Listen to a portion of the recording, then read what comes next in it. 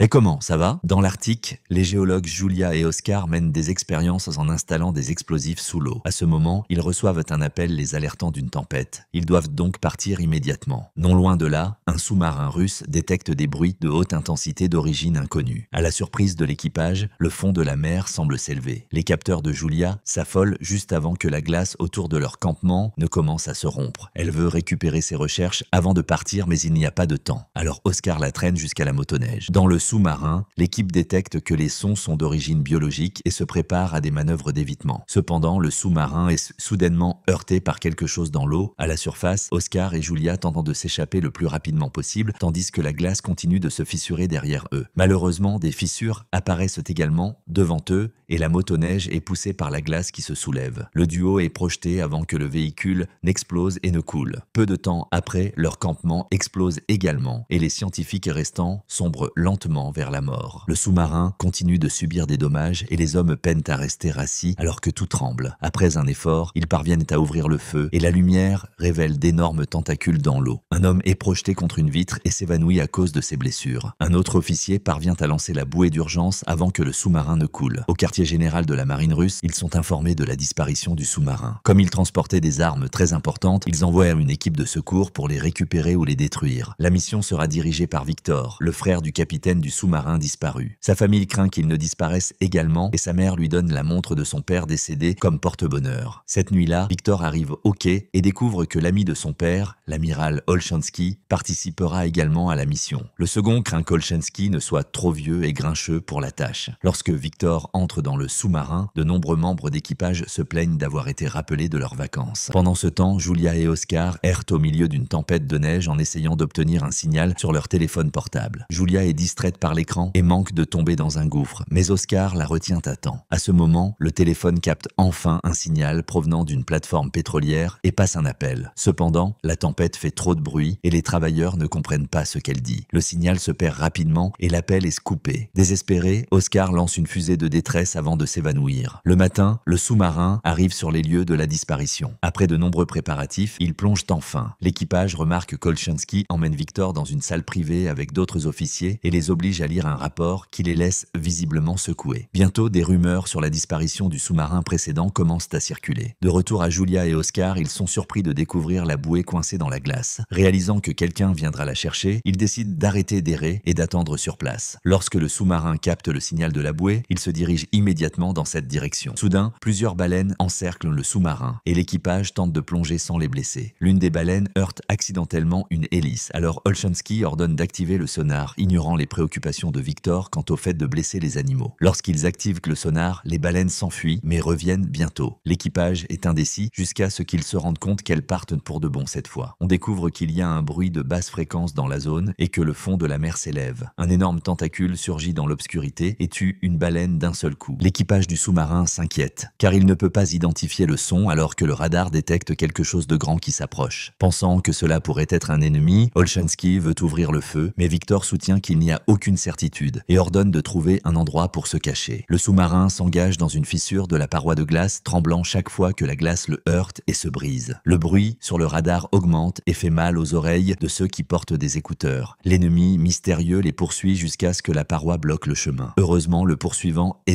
déjà parti. Pendant que l'équipage évalue les dommages subis par le sous-marin, Olshansky réprimande Victor pour avoir pris des risques inutiles. Sans autre option, il décide de faire surface pour effectuer des réparations. À la surface, Julia et Oscar sont blottis l'un contre l'autre contre des rochers pour tenter de se réchauffer. Soudain, ils voient la glace se rompre alors que le sous-marin émerge de l'eau. L'équipage aperçoit bientôt les survivants et sort pour les secourir. Après avoir confirmé que le duo n'est pas armé, ils écoutent leur histoire. Victor vérifie la bouée et discute avec Olshansky. Il lui dit de ne donner que de la nourriture aux civils et de les laisser derrière car ils pourraient être des espions. Cependant, Victor a pitié d'eux et les invite à monter à bord. Après cela, le sous-marin replonge pour commencer la recherche autour de la bouée. Après un examen médical, Julia et Oscar reçoivent de la nourriture. Victor les rejoint à table et leur montre une carte, leur demandant d'indiquer où se trouvait leur campement et s'ils ont vu quelque chose d'étrange. Lorsque Julia mentionne les explosifs, Victor en conclut que c'est ce qui a coulé le sous-marin de son frère. L'équipage discute de la marche à suivre et Olshansky affirme qu'ils doivent rentrer à cause de la menace mystérieuse, car ils ne pourraient pas envoyer de signal d'urgence s'ils étaient à nouveau attaqués. Cependant, Victor est désespéré de retrouver son frère et ordonne à l'équipage d'emmener le sous-marin en direction du campement de Julia. Olchanski s'entretient en privé avec Victor et l'avertit que c'est la deuxième fois qu'il prend une mauvaise décision. S'il en commet une de plus, ce sera la fin. Victor explique alors au second qu'ils doivent se dépêcher, car s'il y a des survivants dans l'autre sous-marin, ils n'ont probablement plus beaucoup d'oxygène. Pendant ce temps, Julia entend un bruit étrange et Oscar souligne que c'est le sonar qui cherche l'autre sous-marin. La recherche se poursuit pendant un certain temps jusqu'à ce que le radar détecte à nouveau l'adversaire mystérieux qui les poursuit. Victor dit à l'équipage de trouver un endroit pour se cacher comme avant, mais ils sont maintenant dans une zone ouverte sans abri. Ils décident d'envoyer un signal d'urgence à la plateforme pétrolière et sont soulagés de recevoir l'autorisation de s'y cacher. Alors que le sous-marin se prépare à faire surface, les travailleurs de la plateforme voient des tentacules géants sortir de la mer et déclenchent l'alarme. Les tentacules commencent à attaquer la plateforme, détruisant des structures et provoquant plusieurs explosions. Les travailleurs paniquent et tentent de s'enfuir, mais il n'y a nulle part où aller lorsque la plateforme commence à s'effondrer. Le sous-marin perd le contact. Alors Victor utilise le périscope pour enquêter. Il est horrifié de voir les tentacules détruire la plateforme et transmet l'image aux écrans, afin que l'équipage voit à quoi il a affaire. Une fois la plateforme entièrement détruite, le monstre mystérieux poursuit à nouveau le sous-marin. L'engin doit faire un virage serré pour s'échapper et des ustensiles tombent dans toute la cuisine. Olchanski pense que Victor a commis sa troisième erreur en ordonnant à l'équipage de fuir au lieu d'attaquer et annonce qu'il prend le commandement. 2 torpilles sont rapidement tirées et touchent leur cible avec succès, alors Olchanski dit que c'est comme ça qu'on fait. Cependant, son expression change lorsqu'un officier l'informe que l'ennemi bouge toujours. D'autres torpilles sont lancées et une autre explosion indique que la cible a de nouveau été touchée, mais cela ne suffit toujours pas à la tuer. Le monstre s'approche et Olchanski se fige, ne sachant que faire. Victor doit reprendre le commandement. Il ordonne à l'équipage de déplacer le sous-marin le plus rapidement possible et ils parviennent à éviter la majeure partie de l'attaque. Mais un tentacule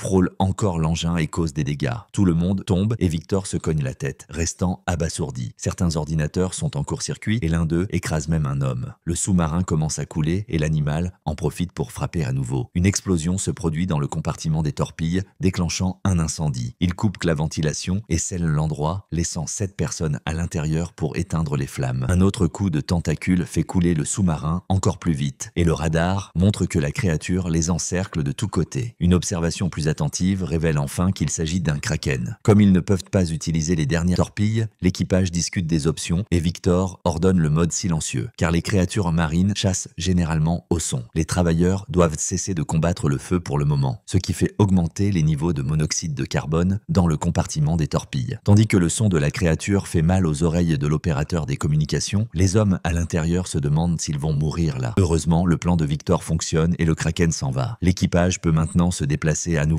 mais le feu s'est propagé et est trop intense pour être éteint avec quelques extincteurs. Avec certains hommes brûlés par les flammes, Victor ordonne au groupe d'abandonner le compartiment et de laisser les armes brûler. D'autres officiers sont gravement blessés en sortant, mais le reste de l'équipage les aide à franchir la porte, qui est fermée à la dernière seconde pour empêcher le feu de se propager. En manipulant la pression dans le compartiment des torpilles, ils parviennent à éteindre l'incendie. Après cela, tous les hommes valides sont envoyés pour effectuer des réparations, tandis que les blessés vont à l'infirmerie ou dans leur quartier. Oscar et Julia aident à soigner les blessés, gagnant la confiance de l'équipage. Julia soigne également la coupure sur le front de Victor et un officier lui demande si elle est intéressée par lui. Quand Julia nie, l'officier l'informe que Victor a enfreint les règles pour la sauver. Plus tard, Victor demande à l'équipage ce qu'ils pensent de la situation et tous conviennent qu'ils doivent rentrer, car ils ne savent pas où se trouve l'autre sous-marin et n'ont aucune protection contre le kraken. Olchanski rappelle à Victor que son père ait été un héros pour avoir sauvé des gens lors d'un incident de sous-marin, mais qu'il est mort dans le processus. Après beaucoup d'hésitation, Victor accepte de rentrer. Alors que le sous-marin commence à naviguer vers la maison, Victor lit la dernière lettre que son père lui a laissée. Il est interrompu par Julia qui remarque qu'il y a des oiseaux dans sa chambre. Il explique qu'il les garde là pour surveiller les niveaux d'oxygène. Julia demande une carte et indique tous les endroits où ils ont vu le kraken, ainsi que son ancien campement. Selon les histoires, cette créature a attaqué de nombreux navires dans le passé, mais a ensuite soudainement disparu. Certains chercheurs ont émis l'hypothèse que le kraken était entré dans un sommeil profond. Julia en conclut que leurs explosifs ont touché une cachette et réveillé le kraken. S'ils veulent survivre, ils doivent éteindre le sonar, sinon il attirera à nouveau la créature. Comme Julia semble bien comprendre le kraken, Victor lui demande si elle sait où se trouve le sous-marin de son frère. Julia explique que les poulpes traînent généralement leur proie dans leur tanière, qui se trouve probablement là où était son campement. La conversation est interrompue par un officier qui annonce avoir trouvé une piste. Il diffuse un enregistrement fait alors qu'ils étaient en mode silencieux et tout le monde entend le son de quelque chose qui frappe le métal. Ils suivent d'interminable signal et confirme qu'il provient du campement de Julia, ce qui signifie que l'autre sous-marin pourrait avoir des survivants. Victor fait un discours sur l'importance de sauver des vies humaines et les dangers auxquels ils vont faire face, puis ordonne à ses hommes d'emmener le sous-marin jusqu'au campement de Julia. Pendant le voyage, Victor pense à son enfance et au jour où il s'est perdu dans les montagnes. Il ne sort de ses pensées que lorsqu'ils arrivent dans la zone de recherche. Soudain, des rivets commencent à jaillir des machines et des murs dans tout le sous-marin, brisant des vitres et des lumières. Cela signifie qu'ils sont trop profonds.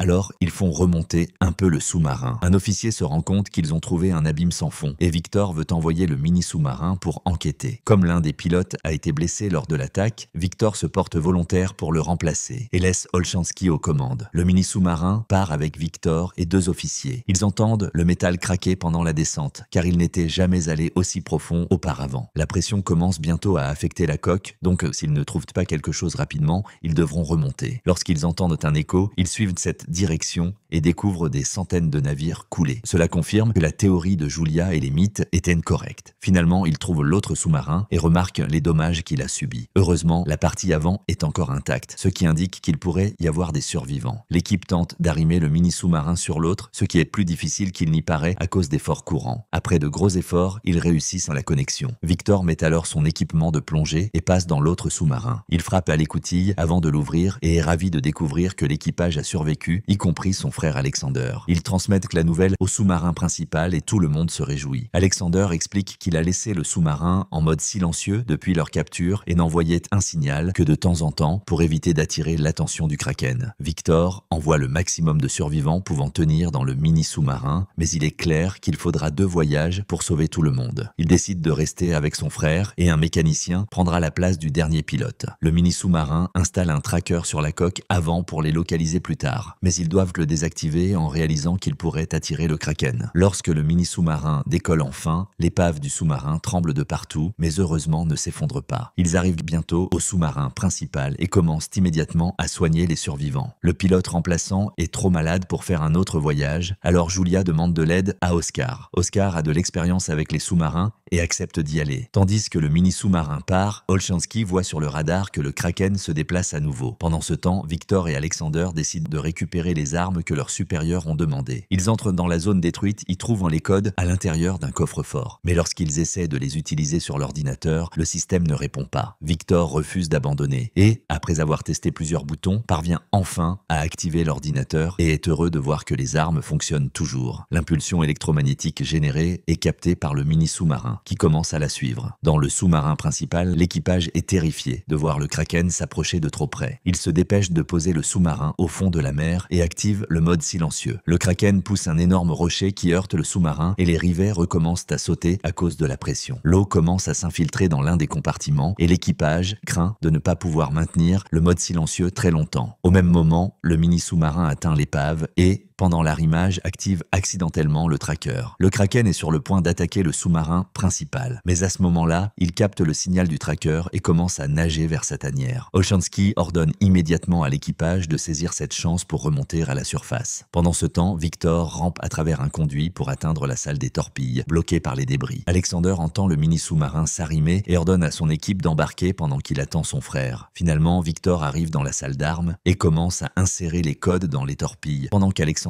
fait de même sur l'ordinateur. Les armes mettront un certain temps à se charger, ce qui donne au Kraken suffisamment de temps pour les trouver. L'équipage se prépare à l'impact tandis que les tentacules s'approchent du sous-marin. Les frères discutent par radio et s'excusent pour leur dispute passée. Le Kraken arrache la moitié du sous-marin, mais heureusement, c'est la partie arrière vide. Alors qu'il est sur le point d'attaquer à nouveau, les frères coordonnent leurs mouvements et appuient sur les boutons en même temps pour finalement activer l'arme. Une explosion extrêmement puissante frappe la créature et la fait exploser, générant un énorme faisceau de lumière qui traverse la glace de l'Arctique et atteint même l'atmosphère. L'eau envahissant le sous-marin, Victor retourne en courant par le conduit pour rejoindre Alexander. Les armes vont bientôt s'autodétruire, ils doivent donc agir vite. Le sous-marin commence à couler et de fortes vagues dans les couloirs séparent les frères. Et Victor cherche Alexander et trouve sa main sortant de l'eau. Il la saisit et tire jusqu'à ce qu'Alexander soit à nouveau en sécurité avec lui. Il courent dans les escaliers et entrent dans le mini-sous-marin, fermant la porte avant que l'eau ne les atteigne. Avec seulement 2 minutes restantes avant l'explosion, le mini-sous-marin ne peut pas se désarimer. Lorsque l'épave commence à tomber dans l'abîme, Victor se souvient du levier d'urgence et le tire, permettant enfin au mini-sous-marin de se libérer. Ils partent juste avant que les armes n'explosent et les ondes de choc les font tournoyer dans la mer. À la surface, le sous-marin principal attend des nouvelles. Ils sont sur le point de perdre espoir quand ils voient des bulles dans l'eau. C'est le mini-sous-marin qui est enfin revenu. Alors que tout le monde se réjouit, Victor essaie de donner la montre de son père à Alexander, mais celui-ci lui dit de la garder, car maintenant, il la mérite. Quelque temps plus tard, l'équipage arrive en Russie et les frères peuvent enfin retrouver leur famille. Ainsi se termine Kraken, film de science-fiction et de mystère de 2025. Et je vous attends pour la prochaine vidéo.